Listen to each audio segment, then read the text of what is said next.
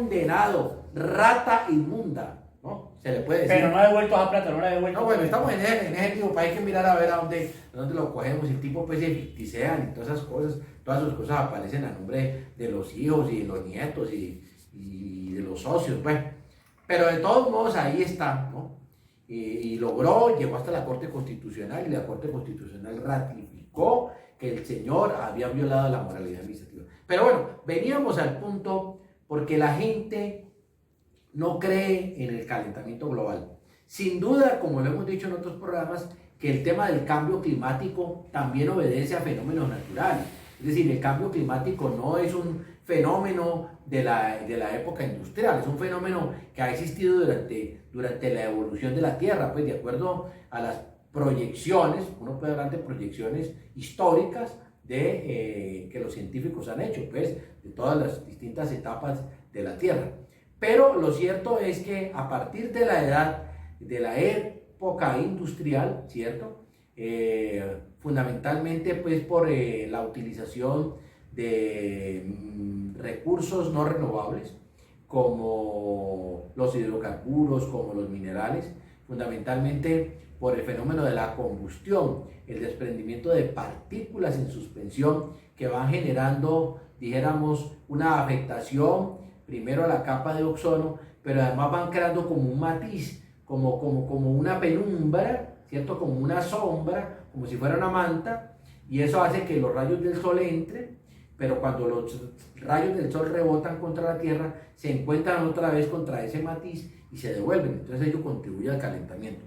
Pero bueno, lo cierto es que pues, se ha ido creando conciencia, pero el fenómeno del calentamiento global está afectando profundamente a los polos, la Antártida, el polo ártico. Estamos en una situación sumamente crítica y por supuesto que aprovechamos para mandarle también un saludo fraterno al boticario de la montaña mágica, el doctor de los pobres, el José Gregorio Hernández colombiano, nuestro gran amigo José Bonilla. Bueno, pero entonces retomemos un poco lo que estamos hablando. Y es lo siguiente, reitero la pregunta, entonces, ¿qué ha pasado con los jóvenes? Yo creo que mi análisis es que pues, es un ejercicio de inicio del cambio del país. Esta revuelta social, pues obviamente la van a capitalizar otros y como decimos, como hemos dicho en los programas anteriores, pues eso se va a definir prácticamente en las próximas elecciones. Si en las elecciones se eligen a los mismos corruptos de siempre, quiere decir que ese primer esfuerzo que se hizo para el cambio del país pues no prosperó, que no avanzó. Hay que esperar hasta el próximo año y también en los siguientes años, porque no creo que el cambio se va a dar de 1 a 2 días, y ese es el cuadro comparativo que hacíamos precisamente con el calentamiento global. No significa que solamente el ser humano como tal es el que ha causado el calentamiento global. El calentamiento global ha estado antes, pero con menos intensidad. Eso es natural, ¿cierto? Porque también aparecen muchas partículas que terminan contaminando. Pero sí lo hemos acelerado porque a medida que estos 7.500 millones de habitantes que tenemos en la Tierra, pues están quemando, están defecando, están orinando, están haciendo lo que sea, y tantas vacas que hay para alimentar a la población, sobre todo el 80% del planeta que come carne, y estas vacas hacen mucho daño. O sea, lo ideal era no comer vaca, lo ideal era no tener esos animales, pero pues como es una industria que es muy rentable a los capitalistas, igual que el petróleo también, que es muy rentable a los capitalistas, a los empresarios, lo mantienen hasta que nos destruyamos. Pero ¿qué va a pasar con la plata de estos capitalistas? Si se mueren no se llevan nada. ¿O qué pasó con este señor que acaba de morir? Ardila Lule, con tanta plata, como tumbó al señor de la Luscola, del Posada Tobón, y mire, se fue sin un solo peso. A lo mejor el ataúd muy costoso, qué sé yo, pero en este momento ya tienen que estar, los gusanos ya se lo deben de estar, o se lo están comiendo todavía.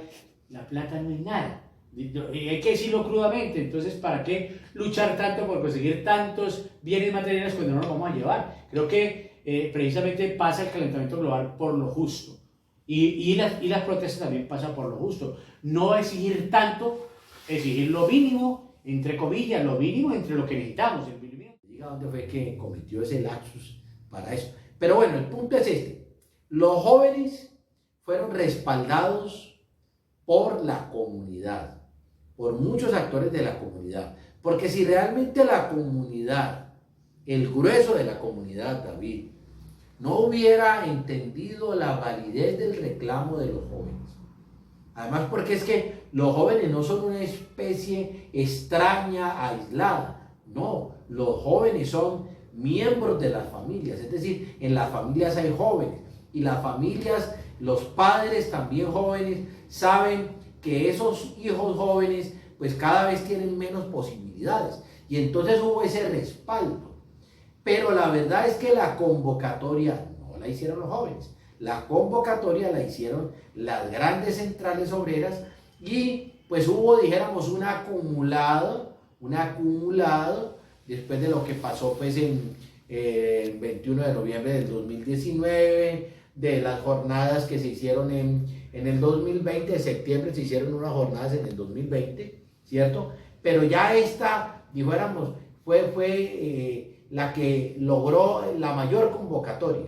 Entonces, cuando los jóvenes intentaron con sus propios medios hacer las convocatorias, pues no se logró, no había toda la fortaleza para ello. Igualmente cuando las organizaciones obreras, las organizaciones de trabajadores, de empleados, tratan de hacer la convocatoria ellos solos, sin tener en cuenta cómo la opinión pública se va granjeando, porque es que los que salimos a marchar no somos, dijéramos, dependientes, no somos empleados de grandes fábricas, sino que muchos somos trabajadores independientes. Y entonces en esa medida, pues hay que conjugar. Esto quiere decir que hay que unir esfuerzos, en el buen sentido de la palabra. Y por supuesto que unir esfuerzos es que hay que bajar tanto general, porque hay unos señores que ya, o señoras, que son directivos de organizaciones sindicales, David, y entonces ellos creen que levitan, ¿no? Y ganan unos salarios extraordinarios. Pero por supuesto que los trabajadores también tienen derecho a ganar grandes salarios, buenos salarios, pero lo que buscamos es que haya un mayor poder adquisitivo del salario, ¿cierto? Para esos máximos tenemos que pedirlos, con unos mínimos también, en otras cosas que podemos de alguna manera disfrutar en el planeta. Y ahora que estamos sufriendo pues con el problema del azúcar, uno dice, tan chévere esas malteadas, tan chévere esos conos, sí, pero en el fondo es chévere por un momento porque el paladar degusta, pero adelante le hace daño. Y ese cuadro comparativo o ese ejemplo lo hacemos con lo que está pasando en el país. Jóvenes, pues hay que seguir con la misma dinámica. Entre esos jóvenes también pues obviamente hay unos jóvenes corruptos que tienen la misma escuela de los otros y que lo que quieren llegar allá es a hacer dinero y a tumbar a los demás. Eso se va depurando, como está pasando en este momento con las famosas primeras líneas, que se van depurando a medida que la gente se va dando cuenta de que hay unos que tienen unos intereses perversos. Obviamente todo el mundo tiene derecho a conseguir, pero también en respetar sobre todo el erario de las ciudades, de los departamentos o del país. Bueno, entonces retomemos la pregunta que nos hace David. ¿Por qué razón en esta dinámica de los jóvenes tan importante de ocupación legítima del espacio público en forma permanente, ¿no? Una materialización respaldada por la Constitución, por la jurisprudencia de la Corte Constitucional? Yo recuerdo que cuando estábamos discutiendo, David, Cardoso, que pues ha tenido la fortuna de volverse pues un burócrata, un señor de la... está ahí, siempre tiene ese puesto en la alcaldía, en la gobernación, salió a tratar de controvertir que había limitación, que no se podía ocupar de manera... ¿Cardoso es lo mismo que fue el M19? Sí, bueno. Entonces secretario de Tránsito. Secretario de Tránsito, pues, le hizo una concesión a Unicentro, eso todo el mundo se quedó aterrado, que cómo era posible que le colocaran un semáforo, quién sabe pues cómo fue ese granjeo ahí, ¿no? Un semáforo para que directamente los señores que salen de uno de los parqueaderos de Unicentro hubiera que parar el tráfico para que las personas pudieran hacer una cosa inaudita. Pero bueno, pero el punto es que él decía que la jurisprudencia decía que no se podía ocupar de manera permanente. Pues a mí me da muchísima pena. Seguramente pues Fabio se ha dedicado a esta cosa de la paz, se le ha olvidado el derecho, no ha tenido tiempo de ejercer el derecho. Yo creo que aparecieron ahí pues muchos de los guerrilleros del M-19, en su gran mayoría, unas 60 personas. Estuvimos algunos que no fuimos insurgentes, pues, pero de todas maneras nos interesó mucho. Insurgentes pero civiles. Sí, rebeldes de la sociedad civil, no matriculados en ningún movimiento. Pero bueno, estuvimos ahí porque la memoria es importante. O sea, usted es de los que también reconoce solamente como jefe a Daniel Santos. Obviamente. Nos pareció muy interesante recordar estos momentos, independientemente si haya gente que le guste o no le guste, en ese espacio donde hay gente estratos 4 o 5 al frente de estos almacenes, también de estos costeños de la Olímpica, pues ahí solamente se presentó un pequeño, ni que incidente, alguien que pasó en un carro y dijo que abajo, pues, pero de todas maneras se disfrutó allí algunos temas que traigo a colación precisamente sobre el tema de los jóvenes, porque uno de los participantes pues estaba, aunque es muy amigo del actual alcalde, pues estaban diciendo que hay una responsabilidad en la alcaldía y que en algún momento pues hay que sentarse sobre la mesa para ver esas responsabilidades del secretario de gobierno de ese entonces, aunque el de ahora está peor. De todas maneras uno no sabe si el que es más flexible es mejor que el que es picado, si se puede llamar esta palabra, que es rebuscada, si quiere aparentar que es muy fuerte porque eso es militar. Entonces, manejar la ciudad en los extremos no es conveniente para nadie. Y ahí, pues, uno de los que intervino, que tiró un discurso allí, pues estaba hablando de hacer unos ejercicios de decir, hombre, responsabilidades de la administración, responsabilidades de la gobernación, responsabilidades de los políticos en esta crisis, en estas masacres que se hizo con los jóvenes en los puntos de concentración. Muchos de ellos inclusive todavía están desaparecidos. Y obviamente la pregunta del millón que les decimos es, ¿será que este proceso con los jóvenes continuará?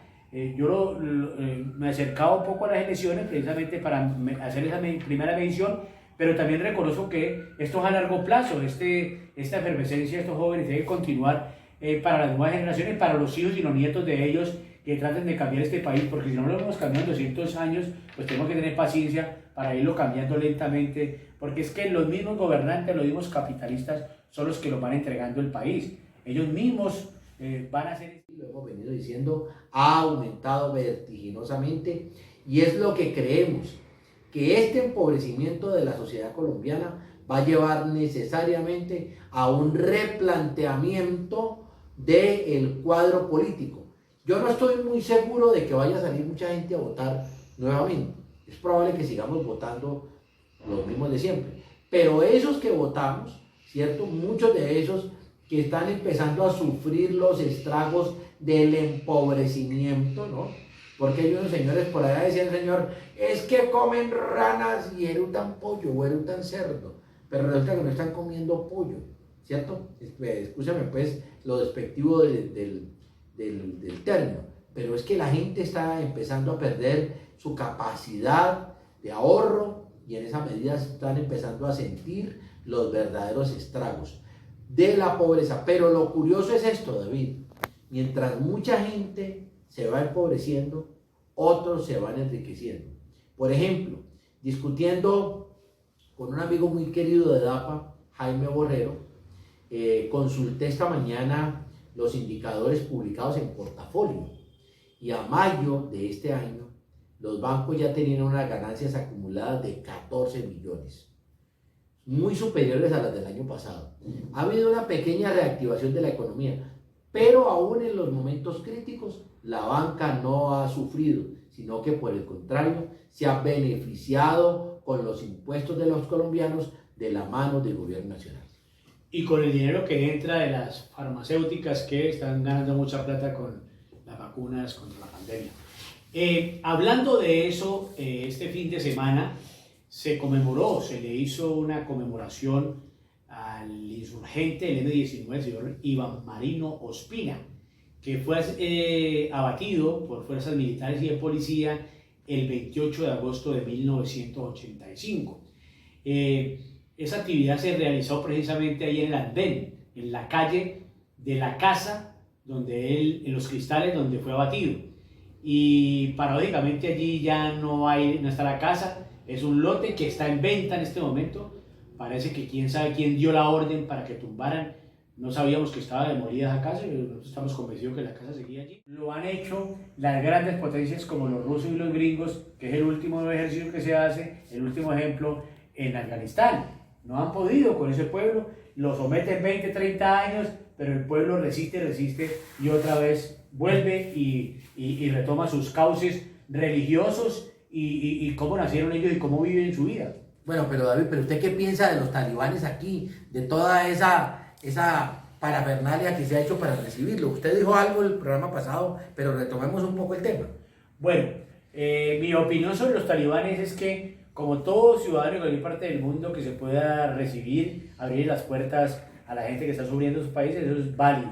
Caso de los venezolanos, pero si se usa políticamente o económicamente, me imagino que como los gringos dicen que los van a tener aquí, les van a pegar un alquiler en todo esto, estos políticos, lo que están detrás de los dólares. Pero los gringos, ustedes saben que ellos no gastan $1 y no cobran 2, cobran 3 y 4 y 5. Ellos no se meten en una guerra si no saben que es rentable. Y a eso es lo que va a pasar aquí. Aquí nos van a dejar a los que ellos creen que no pueden entrar a su país. Eso es lo que va a pasar. Y después nos vamos a encartar con estos afganos que van a terminar pues aquí en unas peleas muy fuertes. Ojalá eso no se vaya tampoco a los grupos insurgentes, porque como decía un dirigente talibán en estos días, pues los gringos tienen toda la tecnología de guerra, pero nosotros tenemos a nuestra gente que se inmola y contra una la tecnología espiritual y humana. Imagínense, eso es una cosa grave, porque pues eso no lo hemos sufrido nosotros en nuestros países. ¿Qué tal que los grupos insurgentes aquí se inmolaran? Imaginen cómo haría esto, sería terrorífico. Pero bueno, independientemente de eso, la opinión sobre los talibanes es que hay que tener paciencia con la gente que llegue, independientemente de qué país, pero también tenemos de reconocer y aterrizar que nosotros somos un país pobre en términos económicos y que no podemos dar el lujo pues, de recibir a todo el mundo acá, mientras los mismos compatriotas se están muriendo de hambre, son perseguidos, son asesinados. Entonces, ¿a qué es que le estamos jugando? Estamos jugando a hacer préstamos, por ejemplo, como Avianca, que intentaron hacerlo cuando tenemos problemas económicos, o qué decir de hacer el préstamo a la banca que vive precisamente de los más pobres, porque los más pobres son los que más compran, los que más sufren, y en este caso de las vacunas, usted sabe cómo es este negocio que va a la par de los bancos. Estos banqueros son socios de esas farmacéuticas. O sea que seguimos en el mismo tema del inicio, y es el dinero, lo material. Y lo material es importante para poder sobrevivir. Pero... Y entonces eso inmediatamente se movió por las redes sociales, que eso era el colmo, que a unas cuadras de la estación central de la policía y a otras cuadras, estaba entre dos estaciones importantes, estuviera ocurriendo esto y no hubiera pasado nada. Entonces inmediatamente se tuvieron que mover por la presión ciudadana, no porque fueran eficientes. Y demostraron entonces que tenemos los suficientes dispositivos, las suficientes cámaras para poder capturar a los delincuentes. Entonces, pregunta del millón: ¿por qué unas veces sí y por qué la mayoría de las veces no? Porque hay preocupación en la opinión pública y en la ciudadanía en relación a que está aumentando el tema como del terrorismo, como de la inseguridad, precisamente previo a las elecciones, para justificar la mano dura, la mano del innombrable, del gobierno represivo de la derecha, que ha demostrado el empobrecimiento, que ha llevado al empobrecimiento de las comunidades. Y entonces ahora hablemos de Carrasquilla, mi querido David. Antes de Carrasquilla, para que no nos vaya a pasar, porque ese tema es importantísimo y va concatenado a lo que acabas de decir, en la parte política.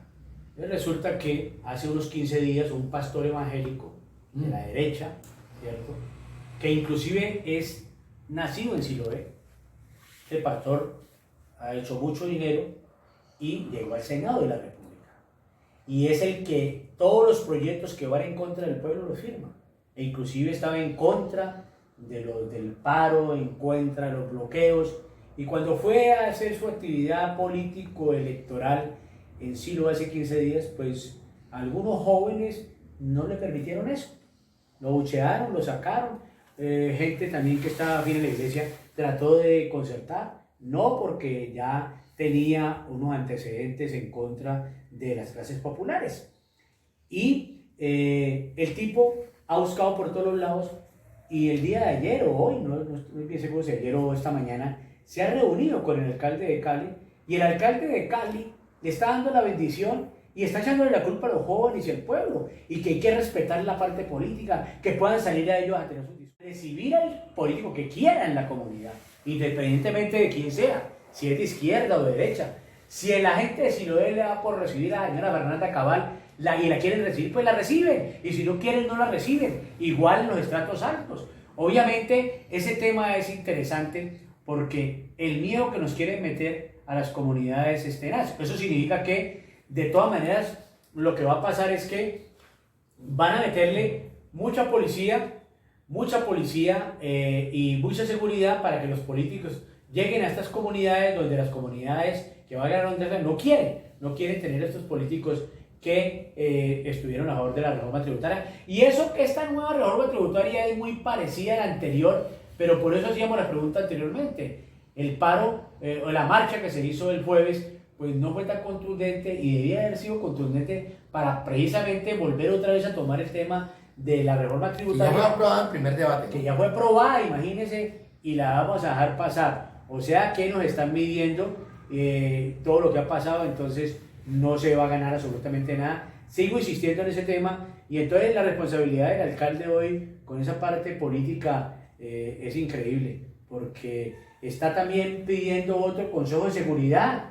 No se le olvide, señor alcalde, que usted fue el que pidió después del 28 de abril el consejo de seguridad que le metió en un problema al país, un problema de conflictos. Bueno, también desnudó un poco ese sentir de los jóvenes, también eso sirvió para que los jóvenes se mostraran ante la faz de la tierra, de que en Colombia hay una esperanza de cambio del país. Eso también puede ser una ayuda, pero en el fondo lo que hizo fue traernos aquí a Zapateiro, al Molano y a destruir realmente la ciudad, porque la ciudad no la destruye el pueblo, la ciudad la destruye ese mismo establecimiento. Sí, terrible, realmente nos preocupa muchísimo esa politiquería que en vísperas de las elecciones, estamos a 6 meses larguitos, septiembre, octubre, noviembre, diciembre, enero, febrero, y a mediados de marzo ya tendremos las elecciones para el Congreso de la República. Es muy importante, por supuesto que es muy importante que la gente salga a votar, pero sobre todo que la gente consulte por los fundamentalmente. Por eso es que es mejor uno siempre votar en el mismo lugar, ¿no? Cuando uno empieza a cambiar, si todas esas cosas tiene dificultades, y es una de las cosas que pasan aquí. Entonces los políticos dicen, no, necesito que me pongan los votos en tal lugar, y entonces la persona lleva a toda la gente y cambia y los reinscribe o los inscribe en un lugar distinto, y entonces va y le lleva pues los listados de inscripción al político de turno para que le den su billetón. No, lo importante es verificar que efectivamente se esté inscrito, saber con tiempo aquellos que no votan con frecuencia, saber con tiempo. Yo hablaba con mi esposa David, es una cosa impresionante, el día de las elecciones, eso es una cosa como si uno tuviera la necesidad de desayunar, uno va, es un deber, es una cosa que le nace, es un sentimiento. Entonces lo que decimos es, David por ejemplo, que es un hombre que ejerce el derecho al sufragio, él es un defensor a ultranza del voto en blanco. Por el momento. Sí, pero lo importante es que ejerce el derecho a votar, que es lo importante. ¿A usted le parece que ninguno de los que están ahí son una opción? Pues vote en blanco, pero vote. Eso es lo importante. Entonces estamos diciendo, hay que cambiar a estos personajes que tienen a este país en el caos. Yo digo que Jorge Iván Ospina también tiene al país en el caos. El hijo del guerrillero del cual le hicieron un acto de conmemoración de Iván Marino, Iván el Terrible, le decía, pues no, tantas cosas seguramente yo no me... Jefe de finanzas del grupo Insurgente B19. Bueno, era hábil era hábil capturando recursos, bueno, pero yo no puedo hablar con lujo de detalles sobre esas cosas porque realmente no tengo el conocimiento, tengo alguna información secundaria al respecto. Pero lo que queremos decir es que, señor alcalde, no se ponga a politiquear. Nosotros no lo hemos escuchado una sola vez reclamando celeridad en las investigaciones por los abusos de la fuerza policial, en los que el señor alcalde tiene un compromiso muy grande. ¿Por qué? Porque es la primera autoridad de policía, porque como lo dijo David, autorizó el ingreso del gobierno nacional, no es que el gobierno tuviera vedado el permiso, los asesores, los consultores que están atendiendo desde sus casas, porque pues están entendiendo que hay que pues, dinamizar la economía. Entonces, bueno, ya nos está aquí señalando Miguel, para que usted nos haga un enfoque a los dos, que se nos está acabando el tiempo. Y queremos ser, pues aquí estamos libres, no quiere decir que es que nosotros no podamos pasarnos de la hora, sino que queremos mantener esa costumbre, David, esa costumbre que abrimos en el Canal 2, que durante un tiempo pudimos formular alguna estrategia comercial para estar ahí, generar opinión, que fue la prolongación, ¿te acuerdas tú del programa Tango y Política? Que es además la prolongación de esa emisora, ¿cómo se llama? Esa emisora en la que en alguna oportunidad yo estuve acompañándote por allá, Voces de Ladera, ¿cómo era que se llama? Ladera Estéreo. Ladera Estéreo. Bueno, estamos terminando el programa hoy 30 de agosto de 2021, se terminó este mes de los vientos. Muchas gracias a Miguel Castro en las cámaras, a doña Ruiz Fanny Valencia, también otra camarógrafa. Caramógrafa, pero es camarógrafa. Camaronera también. Camaronera también. Y terminamos con esto, güey. No nos dejemos meter miedo. Recuerden que Carrasquilla en algún momento le dijo al país, antes del paro, que había solamente caja para 3 meses, que de ahí para allá el país iba a ir a la ruina. Imagine, y eso no pasó. Entonces, nos despedimos de ustedes. Muchas gracias por atendernos y estaremos el próximo lunes otra vez aquí a las 5 de la tarde.